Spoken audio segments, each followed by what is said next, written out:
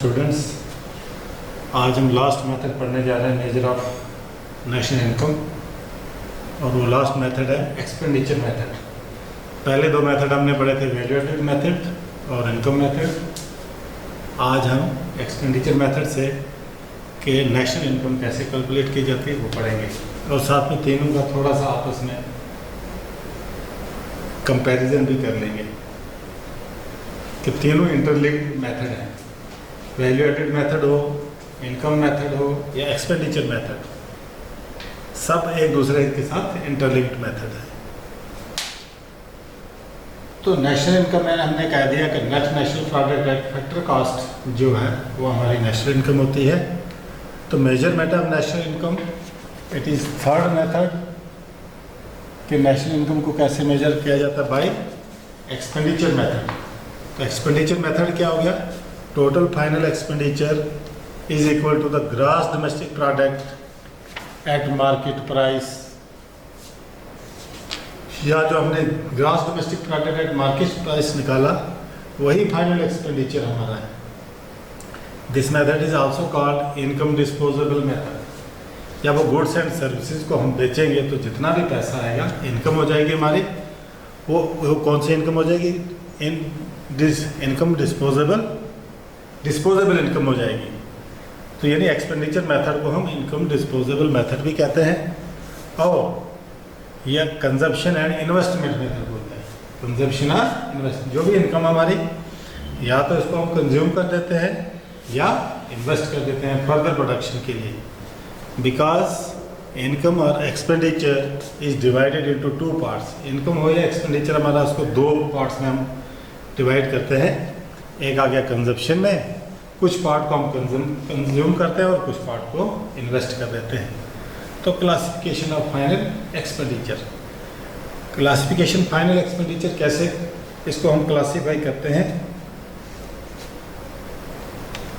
Expenditure, जैसे आपको पता है कि different sectors of the economy जो है एक्सपेंडिचर करते हैं।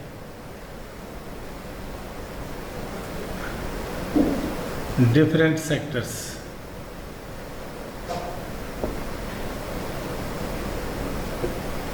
चाहे वो प्राइमरी सेक्टर हो, चाहे वो सेकेंडरी सेक्टर हो, चाहे वो टेरिटरी सेक्टर हो, हर एक सेक्टर जो है एक्सपेंडिचर करता है, उसका फाइनल एक्सपेंडिचर करता है। इसके वेरियस कंपोनेंट्स कौन से हैं? अब इसके जो फाइनल एक्सपेंडिचर के कंपोनेंट्स हैं डिफरेंट, उनको हम थोड़ा बारी बारी से डिस्कस करेंगे। तो सबसे पहले इसमें आता है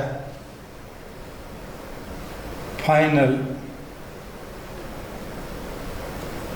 कंजम्पशन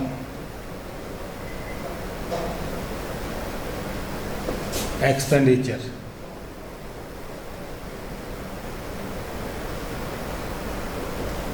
यानी जो फाइनल कंजप्शन एक्सपेंडिचर है, चाहे प्राइमरी सेक्टर हो, सेकेंडरी सेक्टर हो, टेरिटरी सेक्टर हो, यानी हाउस होल्ड सेक्टर हो, फर्म्स हो, कोई इंडिविजुअल फर्म हो, इंडस्ट्री हो, तो सबका एक्सपेंडिचर टोटल लगा के हम कहेंगे कि final consumption expenditure.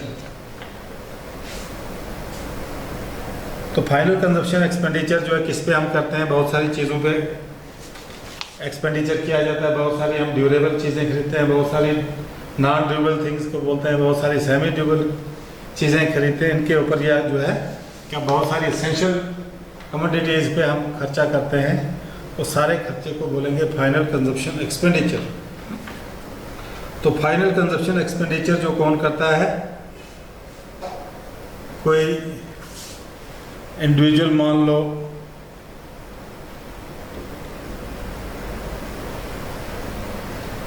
House hold मान लो,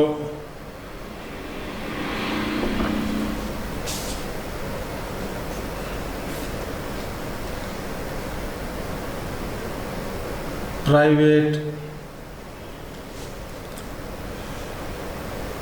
नॉन प्रॉफिट,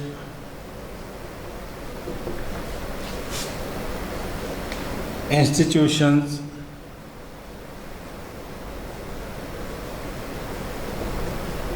कुछ ऐसे इंस्टीट्यूशन हैं जो लोगों की सेवा करते हैं, कोई प्रॉफिट नहीं, लोगों के भले के लिए जो काम करते हैं वो भी एक्सपेंडिचर में काउंट होता है।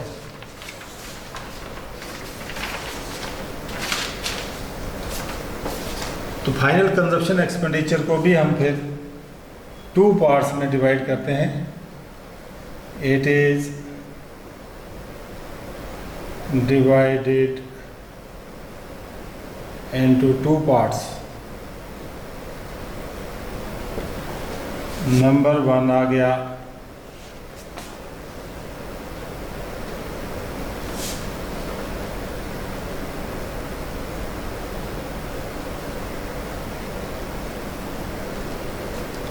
यानी प्राइवेट कंजप्शन एक्सपेंडिचर और government consumption expenditure. Private consumption expenditure या गवर्नमेंट कंजप्शन एक्सपेंडिचर किस चीज़ पे किया जाता है, तो डिफरेंट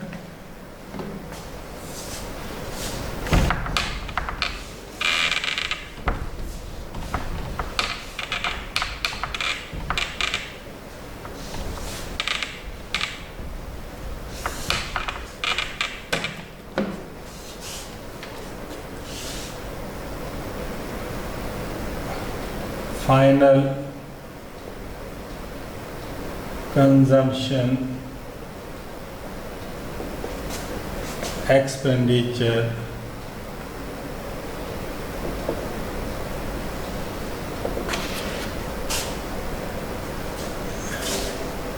इसको फॉलोइंग ग्रुप्स में हमने डिवाइड किया हुआ है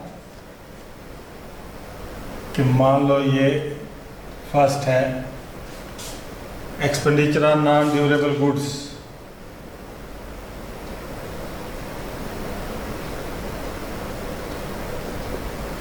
on non durable goods.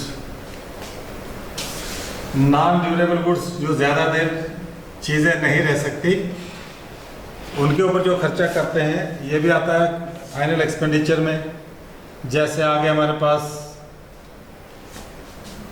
Vegetables हम बाजार से खरीदते हैं, फ्रूट्स खरीदते हैं, ब्रेड ले लिया आपने, एग ले लिए,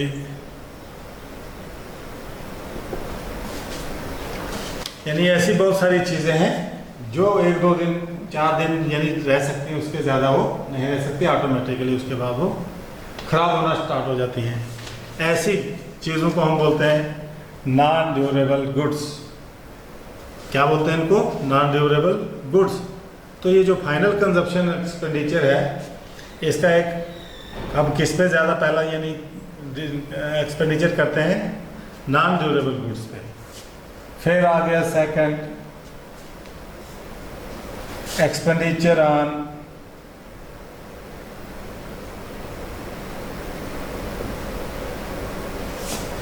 semi durable goods.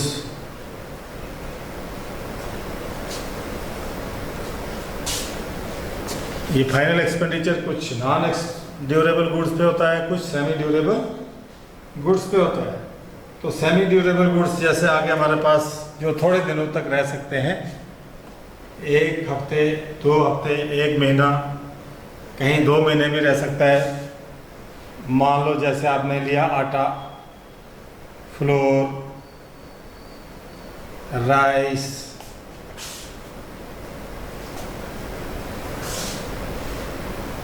Serials etcetera. बहुत सारी चीज़ें जिनको आप 1-2 महीने के लिए प्रिजर्व कर सकते हैं, कब 15 दिन से ज़्यादा प्रिजर्व कर सकते हो, रख सकते हो, लेकिन ऑटोमेटिकली ये भी फिर ख़राब होना शुरू हो जाते हैं. तो इनको बोलेंगे हम सेमी ड्यूरेबल गुड्स. फिर एक और जो हमने पहले भी पढ़ी हुई है, ये expenditure on durable goods. Durable goods हो गया जिनकी लाइफ काफ़ी ज़्यादा होती है. लाइफ में आप हो सकता है 1 ही बार खरीदें या 2 बार खरीदें. ऐसी चीज़ों को काफ़ी देर तक जो चलती हैं उनको बोलेंगे ड्यूरेबल गुड्स. जैसे आपने घर में फर्नीचर खरीदा है,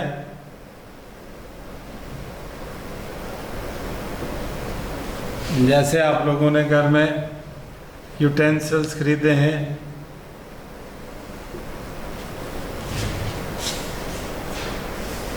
या आपने कोई कार खरीदी है, हाउस खरीदा है, तो ऐसी चीज़ें जो लाइफ में आदमी एक बार या दो बार खरीदेगा, जैसे TV, refrigerator, radio, mobile phone भी ड्यूरेबल में आता है कि सेमी ड्यूरेबल में आएगा कि 1 साल से ज़्यादा नहीं चलेगा, लेकिन फिर भी वो ड्यूरेबल में आएगा। इतनी जल्दी पड़ा रहेगा तो कुछ नहीं होगा उसको। तो ये सारी आगे ड्यूरेबल गुड्स। उसके बाद आ गया और हम एक्सपेंडिचर करते हैं, ये आ गया गुड्स पे, और एक्सपेंडिचर ऑन सर्विसेज।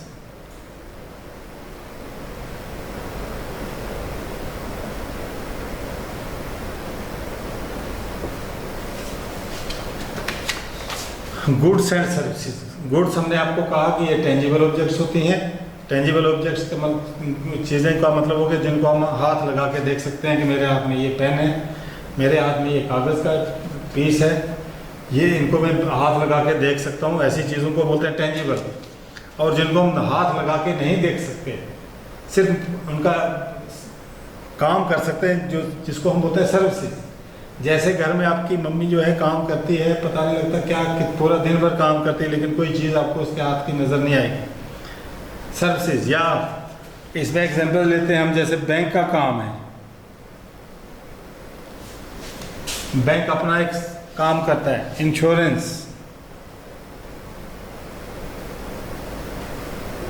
चीज़ों का इंश्योरेंस किया जाता है कि कभी कभार कोई चीज़ खराब हो गई, गाड़ी का एक्सीडेंट हो गया, या बदले में इसको रिप्लेस करती है इंश्योरेंस कंपनी। उसके बाद आ गया ट्रांसपोर्टेशन।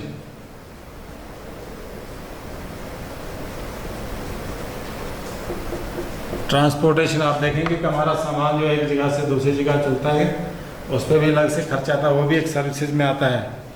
कम्युनिकेशन,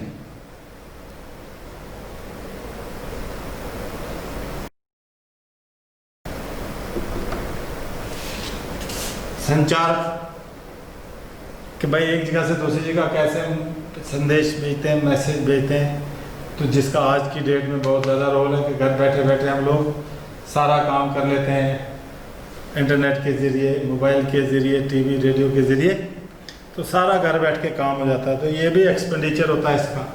ये जो बैंक का काम है, इस पर भी पैसा लगता है, इंश्योरेंस में भी पैसा देना पड़ता है, ट्रांसपोर्टेशन का भी पैसा देना पड़ता है, कम्युनिकेशन का भी। तो ये बहुत सारे फाइनल एक्सपेंडिचर में चीज़ें आती हैं, जिनको जब हम इकट्ठा करेंगे तो हमारे पास आ जाएगा टोटल एक्सपेंडिचर। तो टोटल एक्सपेंडिचर का मतलब हो गया किसी आदमी का खर्चा है और किसी को इनकम बन जाती है। ये भी हम बाद में थोड़ा डिस्कस करेंगे। उसके बाद आ गया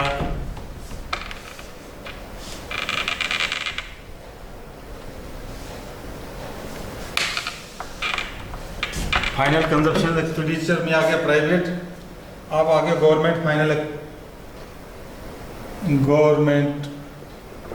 फाइनल एक्सपेंडिचर। एक्सपेंडिचर के 2 कंपोनेंट हो गए, एक प्राइवेट फाइनल कंजप्शन एक्सपेंडिचर और दूसरा आ गया गवर्नमेंट फाइनल कंजप्शन एक्सपेंडिचर।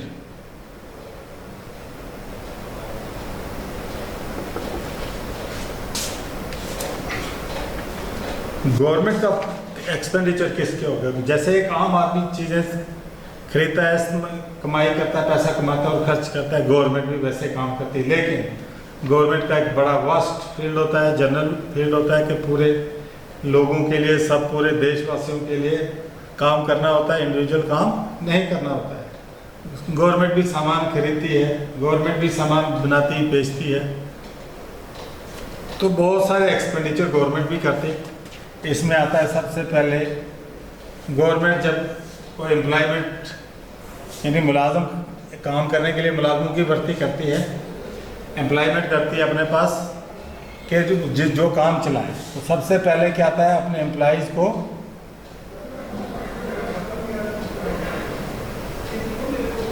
तो गवर्नमेंट चलती है एम्प्लॉयज़, एम्प्लॉयज़ को क्या देता है, जो एम्प्लॉयज़ को बदले में उसकी पेमेंट देते हैं सैलरी वेजेस, उसको बोलते हैं compensation of employees. Compensation of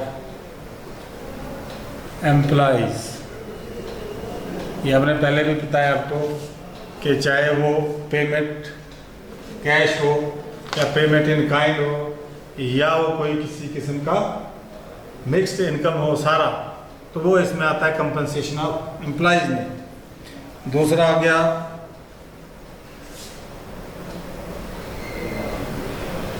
purchase from abroad, कि गुड्स एंड सर्विसेज को प्रोड्यूस करने के लिए दूसरे देशों से भी सामान जो खरीदा जाता है, इस पे भी गवर्नमेंट एक्सपेंडिचर करती है। उसके बाद है इंटरमीडिएट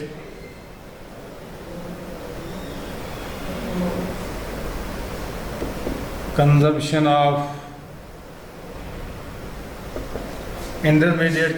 ऑफ गवर्नमेंट, या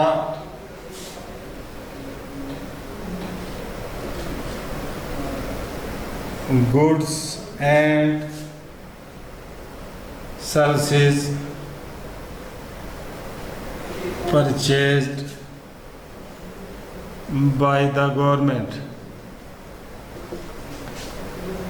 एक प्राइवेट सेक्टर जैसे सामान खरीदता है, कोई चीज़ सामान तैयार करने के लिए, जब सामान तैयार होकर मार्केट में बेचेंगे उसको, उसी तरह से गवर्नमेंट का काम है। मेजर पार्ट जो है गवर्नमेंट का होता है कि बहुत ज़्यादा खर्चा जो गवर्नमेंट करती है, और प्राइवेट एक्सपेंडिचर को गवर्नमेंट एक्सपेंडिचर को जब हम टोटल कर देंगे तो हमारे पास आ जाएगा टोटल एक्सपेंडिचर।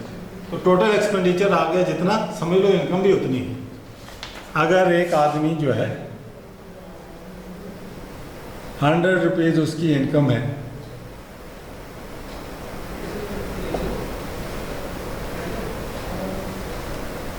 इनकम 100 रुपीज़, ये आ गया ए, ये आ गया बी, ये 100 का सामान इससे खरीदता है, इसका ये एक्सपेंडिचर हो गया, इसकी ये बी की इनकम हो गई।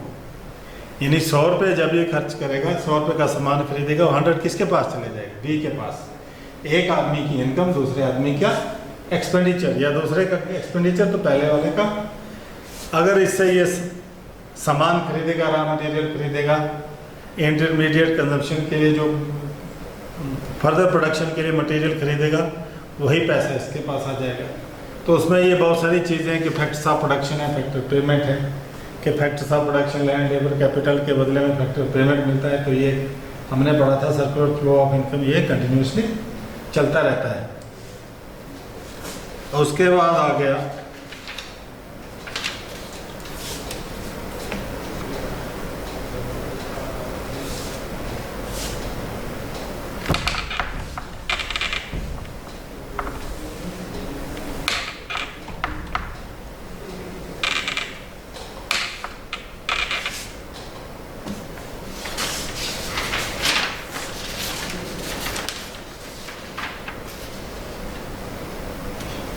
फाइनल कंजप्शन एक्सपेंडिचर हो गया। उसके बाद आएगा gross domestic fixed capital formation.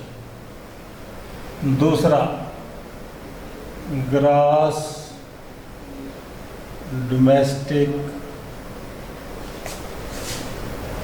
Fixed capital formation. Gross domestic fixed capital formation या ग्रास डोमेस्टिक कैपिटल फॉर्मेशन।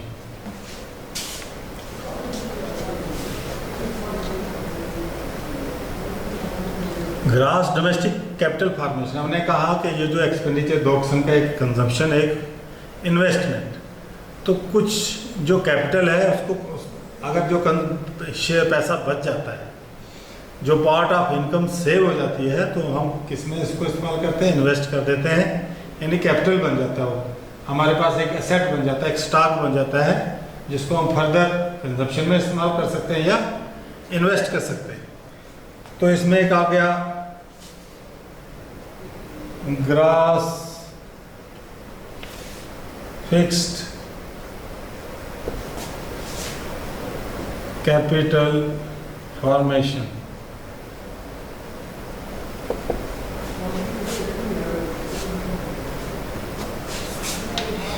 ये आ गया इसमें ग्रॉस फिक्स्ड में जैसे हम करते हैं एक्सपेंडिचर ऑन कंस्ट्रक्शन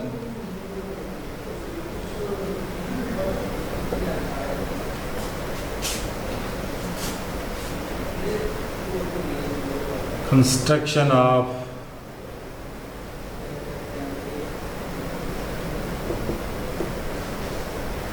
रोड्स, यानी कंस्ट्रक्शन में आएगा रोड्स, बिल्डिंग्स, फ्लाईओवर्स,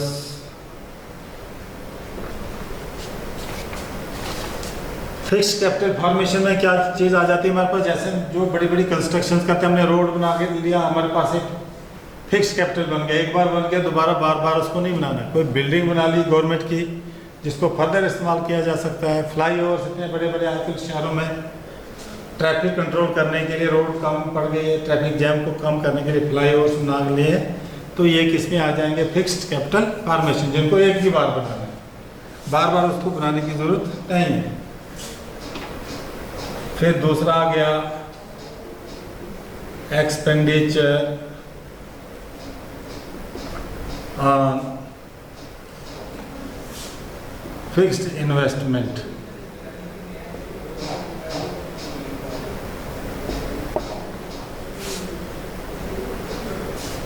जैसे मशीनरी, प्लांट एटसेट्रा, इसके ऊपर ये फिक्स्ड इन्वेस्टमेंट आ गई, एक ही बार इन्वेस्ट करना है इसको। फिर उसके बाद आ गया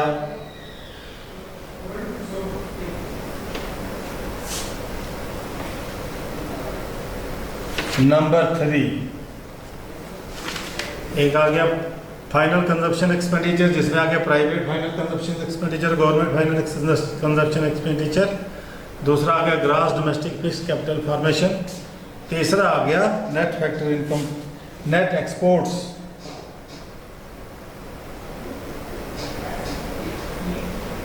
नेट एक्सपोर्ट्स का मतलब हो गया difference between export and import.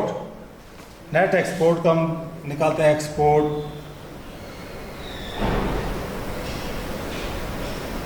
Minus import, short में इसको लिखते हैं एक्स माइनस एम। इस अगर ये पॉजिटिव हुआ तो हमारी इनकम बढ़ जाएगी, अगर ये नेगेटिव हुआ तो हमारी इनकम जो है कम हो जाएगी। उसके बाद आ गया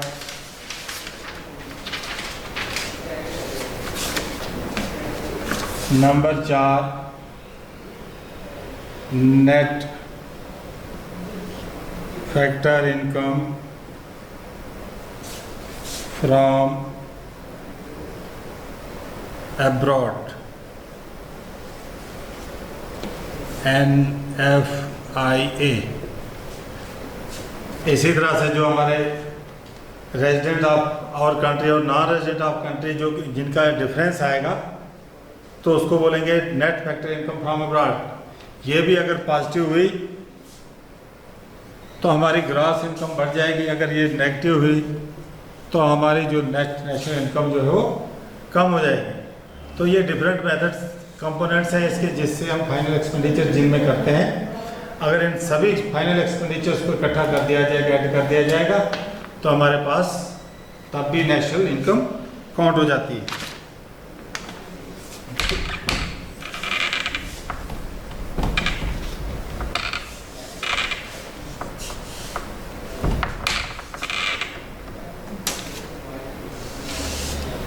यानी gross domestic product at market price, this is equal to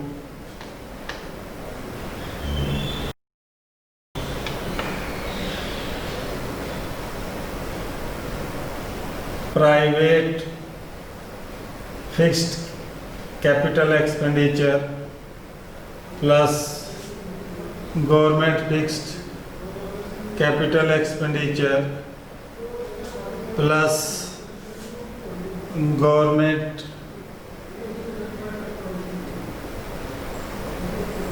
deposit capital plus net factor income from abroad.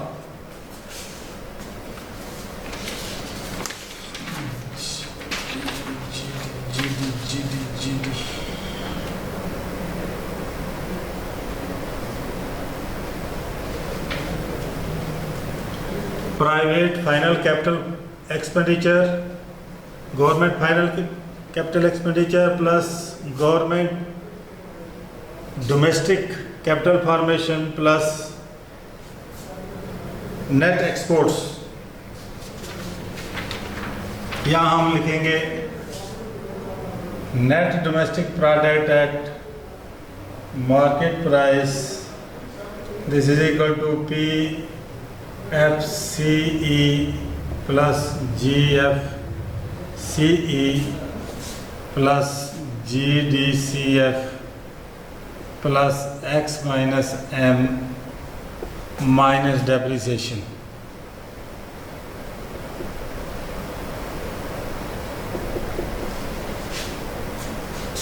Grass national income को जब भी हमने नेट में चेंज करना है, gross domestic product at market price में से जब हम माइनस डेप्रिसिएशन करेंगे तो हमारे पास net domestic product at market price आ जाएगा।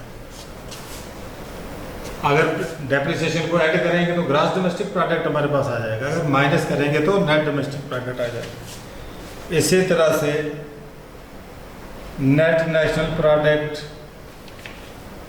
Eight factor cost, that is equal to net domestic product at market price minus depreciation minus net indirect taxes plus net factor income from abroad.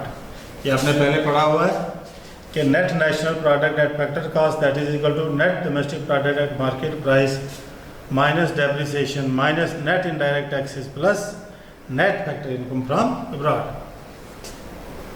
Yeah, net national product at factor cost, that is equal to net domestic product at factor cost